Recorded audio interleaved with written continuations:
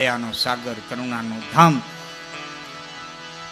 પરમાત્માએ હજારો કામ કર્યા, એના કેટલા પરચા વર્ણવી, કેટલી વાતો કરી, જેટલું કરીએ એટલું ઓછું પડે, પણ એના હજારો કામ છે. પણ મને એક પ્રસંગ બહુ ગમે છે, એટલે ઘણી વખત કહું છું. ધોળા જંકશનનો એક કણબી પટેલ હાથી લઈ અને હાઈલો જાય ને હામો ગરીબ માણસ દેડ્યો કે ભગત હું તમારે ઘેર જાતો તો કે કેમ કે વાવણી કરવી પણ મારી પાસે કાંઈ નથી. એટલે પોતા પાસે હતું દઈ દીધું, ગાલે જા વાવી આવી, મારો ભગવાન જેવડો ધણી. હાઈલો પોતે ખેતર વિચાર કરે, હતું દઈ દીધું, હવે વાવવું હું? નહીં વાવું તો દુનિયા એમ કે ભગત નો દીકરો છે, ખેતર રહી ગયું કોરું. આ દુનિયા થોડું પોતાઈ શકે.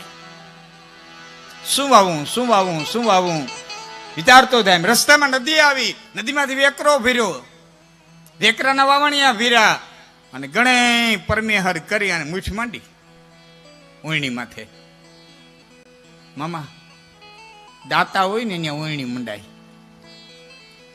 મારે કાબો પટેલ કેતા દાતા હોય ને ત્યાં ઓયણી મંડાય. દંતાળના હોય ને દાતા કહેવાય.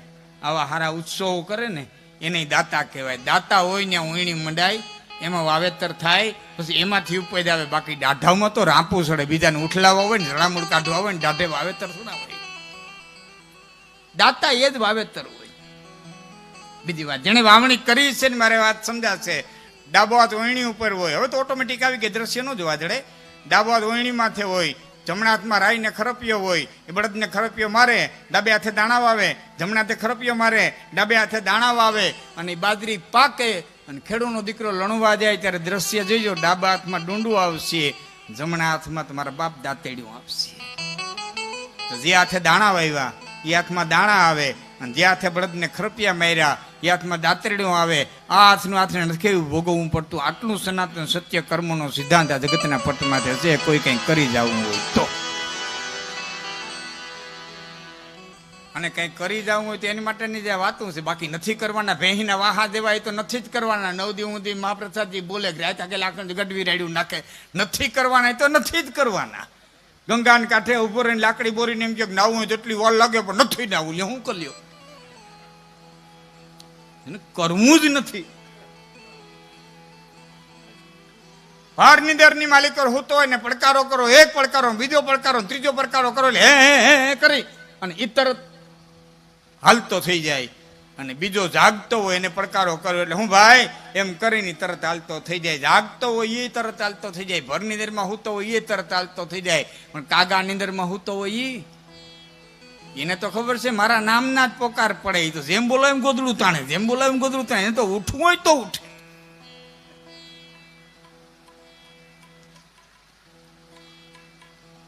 મહેમાનની હરમે હરમે બેન ને એમ થયું, મહેમાન બેઠા છે ને છોકરાને મારે ક્યાં ઓલું કર્યું, હળવે હળવે ઉઠાડે. ભાઈ ઉઠને બાપા, ઉઠને ગાઉમાં જાઉં. દીકરા ઉઠને, જો આખા ગામના છોકરા વૈયા ગયા, જો હવા પર દી સડી ગયો. ભાઈ ઉઠને, ભાઈ ઉઠને.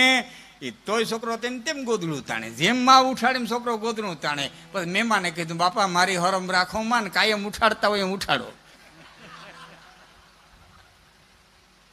એ મરી ગયા કઈ જે જેટલા ભરો ને મારી હરમ રેવા દો, મારી હરમ રેવા દો. અમારે જુનાગઢમાં શાસ્ત્રીજી ભગવાન કૃષ્ણની સવારી નીકળે મોટી હવેલીથી. આઝાદ ચોકમાં હકડે ઠેઠ માણા ઊભું હતું ગોકુળ આઠમને દિવસે. હકડે ઠેઠ ઉભેલું અને એમાં બે હાહુઓ ઉભા હતા ને એમાં હાહુનું ધ્યાન ઉઢાડવું પડ્યું. રાજ નાખે હા ફૂઈ હું ઉઘાડ માથે ઉભા, આખું જુનાગઢ ઉભું છે. માથે ઓઢો, માથે ઓઢો, હું ઉઘાડ મોઢે ઉભા. અને તઈ વવે કીધું ફૂઈ આખું જુનાગઢ છે ને કૃષ્ણના દર્શન કરવા ઊભું, તું એક નવીરીન શોધ મારા સામું જોઈને ઉભી માથે ઓઢ્યું. તારે કઈ ધંધો નથી બીજો. આમ દર્શન કરી લે, આમ દર્શન કરી લે, કાયાનું કલ્યાણ થઈ જાય. આ ઝપટું તારે મારી જિંદગી આખી ઘરમાં લેવ્યું છે. ફૂઈ ભતરી નવરી જ છે. મને હમણાં શાસ્ત્રીજી ભાઈ પ્રશ્ન કર્યો હતો. તમે ઘણી વખત એમ કહેતા હોય કે ઘરમાં નબળું નાણું ન આવવા દેવું, ઘરમાં નબળું ખાણું ન આવવા દેવું. તો એ તો મને કે પરદા પાકે ત્યાં ખબર પડે, અમસ્થી કેમ ખબર પડે? મેં કીધું કુટુંબ આખો દિવસ કિલોલ કરતું હોય, આખો દી આનંદ કરતા હોય, એ દાંત કાઢતા હોય, મજા કરતા હોય અને બરોબર ખાવા બેહે અને ઘરમાં બાંધણા ઉપડે તો માનવું અનાજ નબળું આવ્યું છે.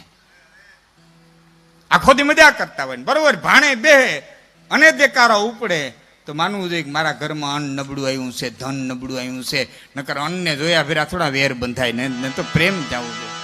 આ જગ્યાએ ક્રોધ ન કરવો જોઈએ, એમાંનું એક ઠેકાણું છે, ત્યાં ક્રોધ ન કરવો જોઈએ.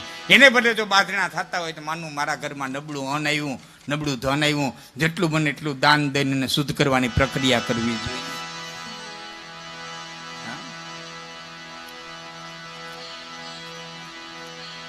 તો ડાબા હાથની માલિકો જે કામ કર્યું એ ડાબાને કામે આવ્યું, જમણાએ જે કર્યું એ જમણાના હાથની માલિકો રહ્યું. આટલો સનાતન સત્ય કર્મનો આ સિદ્ધાંત છે. આ તો બ્રહ્મના બાપને નથી છોડ્યો. કવિ કાગનો એક દુઓ તમને કહું. જય થપાણના થરને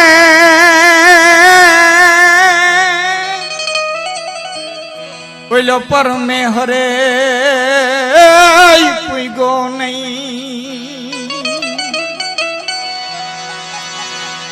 દશરથ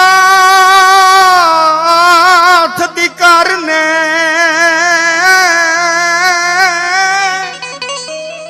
પછી કાંધે ન ચડ્યો ઈ કાગડા. પણ આમ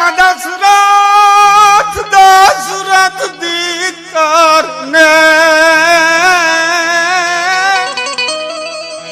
અરે રે ઓલી કાંધે ન ચડ્યો ઈ કાગડા. ચાર હતા, રામ, લક્ષ્મણ, ભરત, શત્રુઘ્ન. છતાં કાંધે ચડીને બાપ ગયો નહીં. રાજભુવનમાં છઠ્ઠી રાત્રિ હતી, રામ ગયા એને કૌશલ્યાને કીધું, કૌશલ્યા જોતો માં કઈક છે. મહારાજ કાંઈ ને જોજો ને માં કઈક છે. મહારાજ કાંઈ નથી. અયોધ્યાની દિવાલ છે, રાજમહેલની દિવાલ છે, કાંઈ નથી. કૌશલ્યા મને કઈક દેખાય છે. શું દેખાય છે મહારાજ? મને કઈક દેખાય છે. તો વાત તો કરો, શું દેખાય છે? કે આંધો ને આંધી બે તપસી રે એની મૂર્તિ ખાડ ખાડ હસી દશરથ ને છેવટ દેખાણા રે રે રે બોલા એ આંધો આંધી બે તપસી. બાપુ તા તો હાંભળ્યું જો બન રાજા ને પાપ હાંભળ્યું અન કાયા શિકારે કસી. પાછળ હટી ગયા રાજા. જુવાની આવી ગઈ શ્રુતિપટ ઉપર. એ કાળી દાઢી, એ વખતે અયોધ્યાનો રાજા નહોતો, રાજકુમાર હતો. એ ખંભે બાણ, એક જંગલ, એ મેઘલી રાત, એ બડબડ બડબડ બડબડ બડબડ અવાજ અને શબ્દવેધી બાણ, એ મારવું, એ ચીસ પડવી, ધોડીને જાવું. હાંભળ્યું જો બન રાજા ને પાપ હાંભળ્યું અને કાયા શિકારે કસી. તા તો શબ્દ વેદની તીસો સંભળાણી, શબ્દ વેદની એ તીસો સંભળાણી અને મૃત્યુ આવ્યું એ ધસી દશરથ ને છેવટ દેખાણા રે રે રે બોલ્યા અંધો અંધી બે તપસી. રાજભવન માં રાણીઓ સુતી એને નેણલે નિંદ્રાવસી.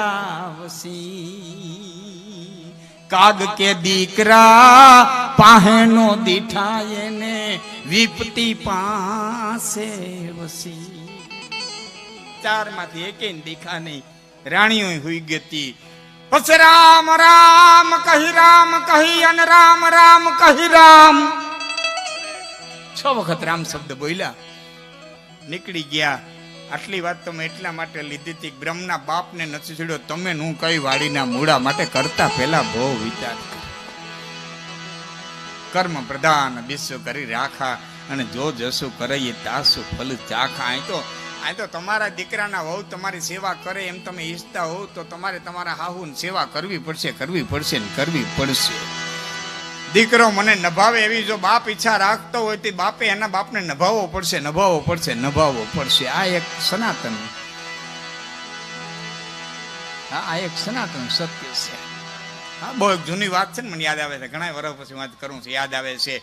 એક છોકરાને બાપને જંગલમાં મૂકવા જતો હતો, એટલે કીધું બાપા હાલો તમને જંગલમાં મૂકી આવવાથી. એટલે બાપાએ કીધું કે એક કામ કરીને બેટા, એક દી ખમી જા ને ઘણા અટણે ચાલો. એ ધરાર ઉપાડ્યા, લઈ ગયો, જંગલમાં ઉતારે. એટલે બાપને બહુ ઓઠું હૂતું હતું, હેઠું બને આમ ધોળી મીંડા ફફરવા. એટલે કીધું છોરા હું, બાપે ને છોકરાએ કીધું બાપા હું તપાસો છો? એ કે હું જાઉં છું, મારા બાપને મૂકી ગયો તો ઈ જ આ જમી છે કે બીજી? એ જ આવીને ઊભું રહીએ એમાં. એટલે આપણો ધર્મ છે કે સીધો સાદો સરળ છે કે જે ઘડીએ, જે પલે, જે સમયે આપણને જે પાત્ર ભજવવાનું આવે એ પાત્રને પૂરો ન્યાય દઈ જાઓ.